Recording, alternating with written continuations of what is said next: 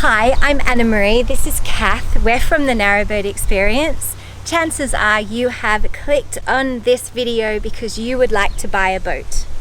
We're here at Venetian Marina to talk to Zoe, the manager, about the process of buying a boat. And we've also bought 2 narrowboats. So, we're experts. Stick around to the end because we are going to share with you our biggest mistake that we ever made buying a boat. So hopefully you don't make the same mistake. This is Zoe, who is the manager here, and I wanted to ask you, what can people expect when they come to view a boat? So all the boats are situated outside, just through these doors at the end. We take a few basic details for our key management system, log you in so that we remember you next time you visit us. It records which boats you view, and we take your telephone number, so it's nice and simple for you to log in with us. You get given a colour-coded map so you can see which boats are under offer, sold or unavailable for viewing, so you can go outside, take your time and have a look at as many boats as you like. Obviously you don't have to pay to view, take your time, and as and when you need some help, myself and the gentleman in the office are here to answer any questions you might have.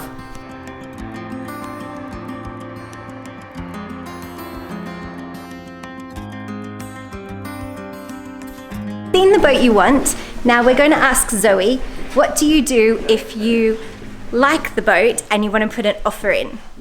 So you've seen a vessel that you like outside. If you want to take some time away, go to the cafe and have a bacon sandwich or a cup of tea, take your time, then that's fine. You can put an offer in via email, you can come and talk to us in the office direct, or you can give us a ring on the telephone. We're here to help whenever you're ready and whenever you're comfortable to make the offer. Okay, so once you've put in an offer, if the offer is accepted, the boat is placed under offer and officially removed from sale so nobody else can view it once the £1,000 deposit has been left. If you require a survey, and we always recommend that you have a survey, then we can advise you on some surveyors' telephone numbers, but we don't push any one individual surveyor. You can use whichever you wish. Once the survey is completed, we advise you to wait for that report to come back in writing, and then if there is any items on there that you're unsure of or that you need support and help with, then by all means pop in or email it over and we will go through it with you and guide you to the next stage of the sales process.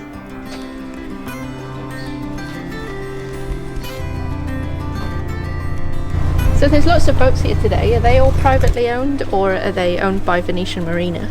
A mixture of the two. So we've got some stock boats that we've purchased because we have part exchange available, and we buy boats for stock and for cash, quick purchases, and we also have them on brokerage where we broker them for private customers. So we've got a mixture of the two.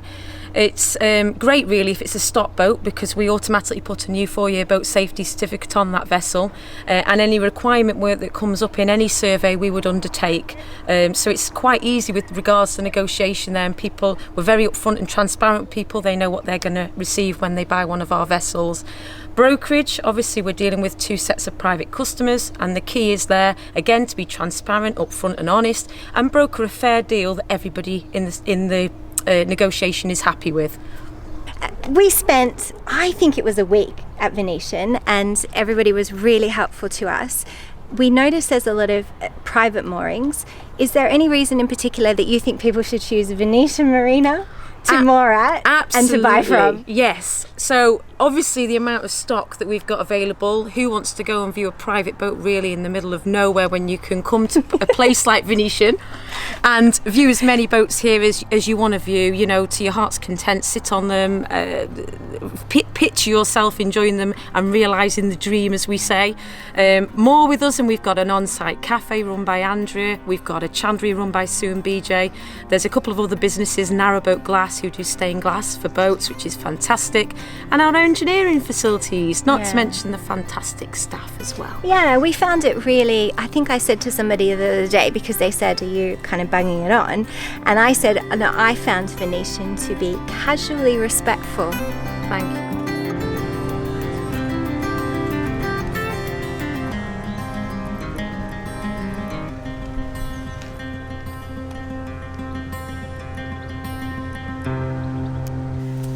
A big thank you to Zoe from Venetian Marina for taking the time to explain the process of buying a second-hand narrowboat from them. we would like to point out that the process may be slightly different if you're going to other brokerages, of which there are many available throughout the UK. For example, some brokerages may ask for a different amount of deposit, and they also might prefer if you ring them in advance to book your appointment to view the boats. So we recommend calling up before you go. As we mentioned, we've bought 2 boats, and it was a little bit tongue-in-cheek saying that we're experts. We're not experts at all, but there is a reason that both times we bought our boats we decided to go through a brokerage. And one of the reasons was just the security that we felt going through a brokerage, because buying a boat's not like buying a house or a car. There's not the same protection that there is when you buy a car. CRT know that you can ring CRT to find out that the boat is licensed, but you can't necessarily find out the logbook of ownership. Yeah, so when you buy a car, you have in the UK certainly, there's a V5 logbook that comes with the car. And when you sell the car, you have to send off a portion of the book to the DVLA, and they will maintain a list of the previous owners so that you can then see on the new logbook that gets sent out to you as the new owner how many previous owners there have been and the address of the previous owner. Whereas when you buy a boat, you have a transfer of ownership form, which quite frankly could be made by anybody on a word processor. Not that you should do that. You shouldn't do that. But that's why when you're buying a boat privately, which is also an option, and there's lots of ways to do that, you have to be 100% sure that the boat that you're buying is not under any finance, like a secured loan, or and that the person actually does own the boat. Yeah. So you would expect to see things like receipts for work and the license information, maybe their name on the boat safety certificate, that kind of thing, to prove that they've spent money on the vessel that you're interested in buying. Because the worst thing that could happen is that you hand over all your money and then you find out 2 weeks later that the boat was stolen. Yeah. So just to hammer home, the most important thing is being happy with the process that you're going through. Don't be afraid to ask questions of your broker. Whilst they are working on behalf of the seller or vendor, they are still trying to take your money. They want to complete the sale as much as you do.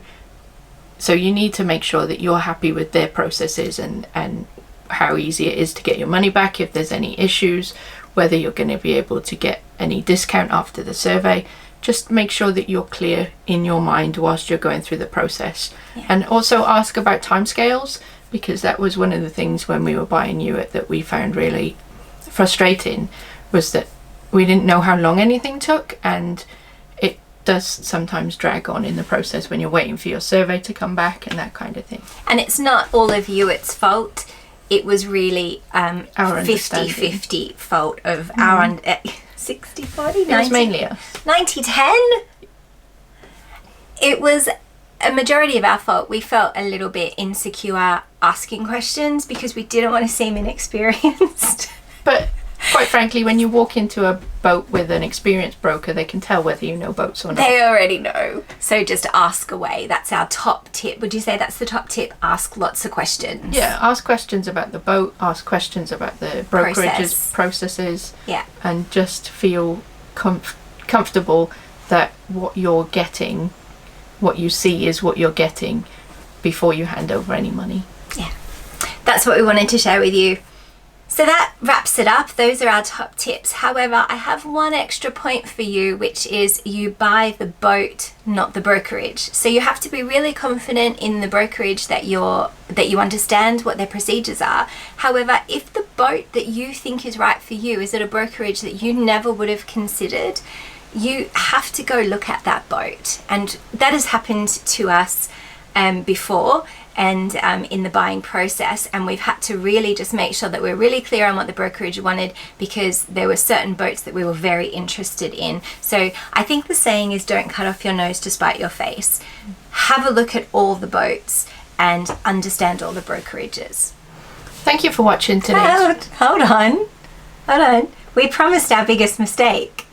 Kath does not want to do this because we're all fallible and we don't you know, we don't like to share all of our mistakes, but when we were buying a boat the first time, our biggest mistake with Hewitt was rushing.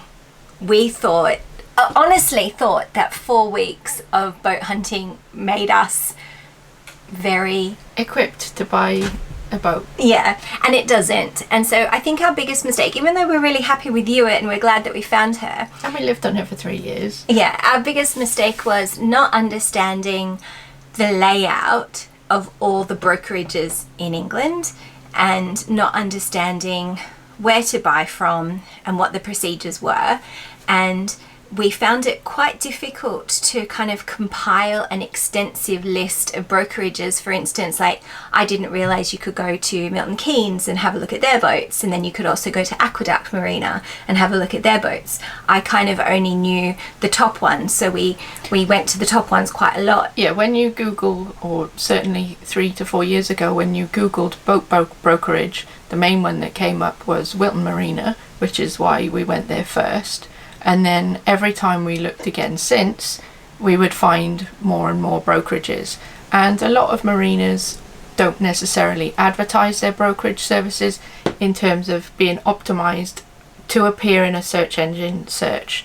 So that as you go through and you find out where different marinas are and you look at their websites, you'll see that actually they're all selling boats. Yeah. And so we could have literally, to get to Hewitt, who was at Great Hayward, but she was somewhere off. She was part of their sales, but she was somewhere else. To get to the somewhere else, we probably passed 3 other boat yards that we could have popped in, we could have rung up, and we could have asked to see boats because of our inexperience. That mistake was definitely made. And the one thing that I noticed at the time was that even though the world is very internet focused and it's all about the information you can find online, it's not that way with canals. Not necessarily. I think there are some brokerages like Rugby Boats and Venetian who are trying to get onto YouTube.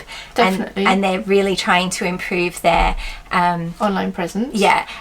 I don't feel that was happening 3 to 4 years ago. No, and even now there's still a lot of websites that I've seen when I've been looking at marinas or brokerages, and their websites may have been written when the internet first came out. And they're happy with that because boats sell. Yeah. Thanks for watching today's vlog. We hope that if you are considering buying a second-hand narrowboat, that this has been useful to you. If you have got any questions, then please do drop them in the comments below.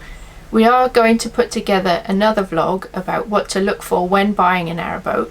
So if you want to be notified when we release that, then you have to make sure that you're subscribed and have clicked the notifications button. Thanks. See you again soon. Bye.